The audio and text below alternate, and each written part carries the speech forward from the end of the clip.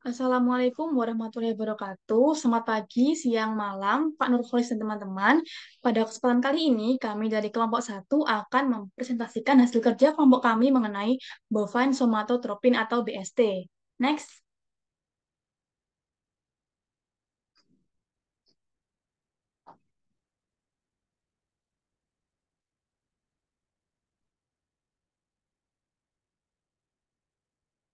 Adapun anggota kelompok satu ada Sekar Elo, Nusi Aulia, dan juga Wardah Zaina. Next.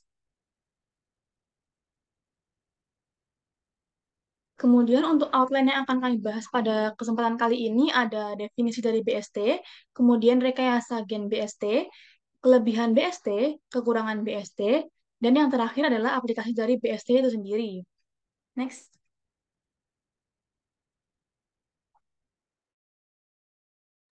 Yang pertama adalah pengertian dari BST. BST atau bovine somatotropin merupakan hormon dari sapi yang secara alami dihasilkan oleh sapi itu sendiri. Adapun fungsi dari hormon ini yaitu untuk pembentukan otot dan pertumbuhan terutama pada sapi anakan. Kemudian untuk sapi dewasa, hormon ini dapat meningkatkan produksi susu. Secara alami, BST dihasilkan oleh sapi dalam jumlah yang sedikit.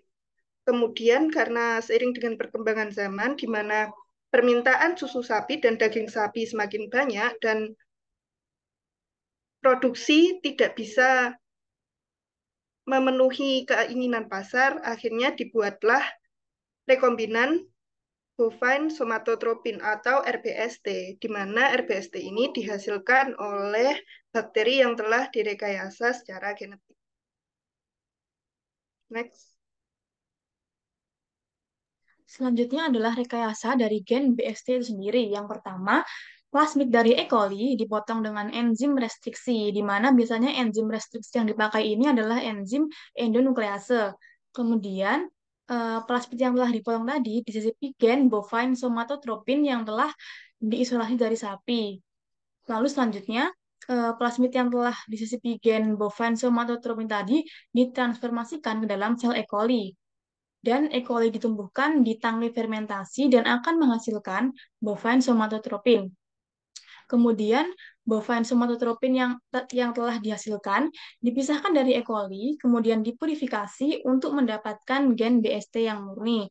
Dan yang terakhir adalah BST diinjeksikan ke sapi. Next.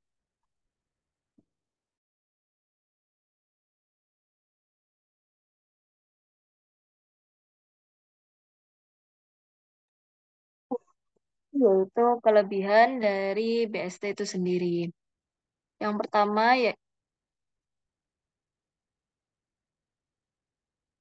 yang pertama yaitu peningkatan produksi susu. Hormon BST ini dapat merangsang kelenjar susu sapi untuk meningkatkan produksi susu sehingga dapat menghasilkan lebih banyak susu. Kemudian yang kedua, kelebihannya yaitu efisiensi produksi, yaitu dengan peningkatan produksi susu sapi, peternak dapat mencapai efisiensi produksi yang lebih tinggi sehingga mengurangi biaya produksi susu. Kemudian yaitu peningkatan pendapatan. Dengan produksi susu yang lebih tinggi dapat meningkatkan pendapatan peternak itu sendiri. Selanjutnya yaitu pemeliharaan lahan. Itu dengan peningkatan efisiensi produksi susu, peternak dapat menghasilkan lebih banyak susu dari jumlah sapi yang lebih sedikit, sehingga mengurangi pemakaian lahan yang terbatas.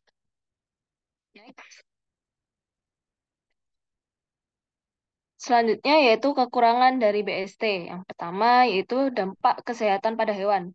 Nah, sapi yang diberi BST itu cenderung memiliki resiko yang lebih tinggi terhadap penyakit seperti penyakit mastitis. Itu yang dapat menyebabkan peradangan pada kelenjar susu.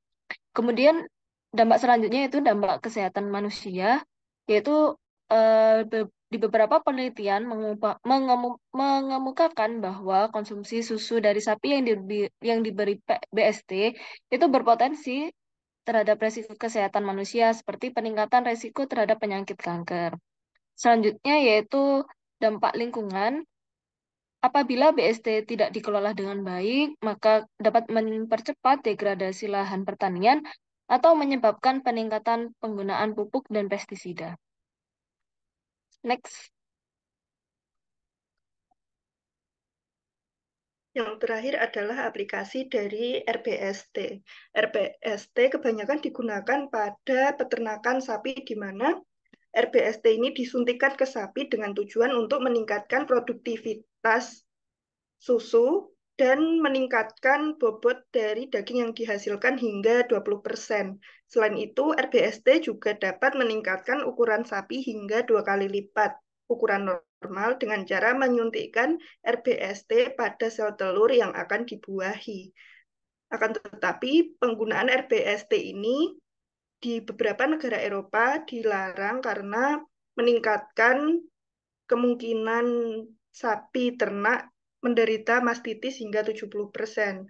Meski begitu, di Amerika sendiri penggunaan RBST ini sudah diizinkan oleh FDA.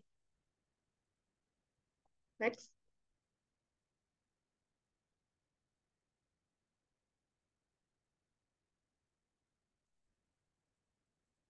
Berikut adalah referensi yang kami gunakan untuk menyusun presentasi kami. Sekian dari kelompok kami. Apabila ada kurangnya, kami mohon maaf. Wassalamualaikum warahmatullahi wabarakatuh.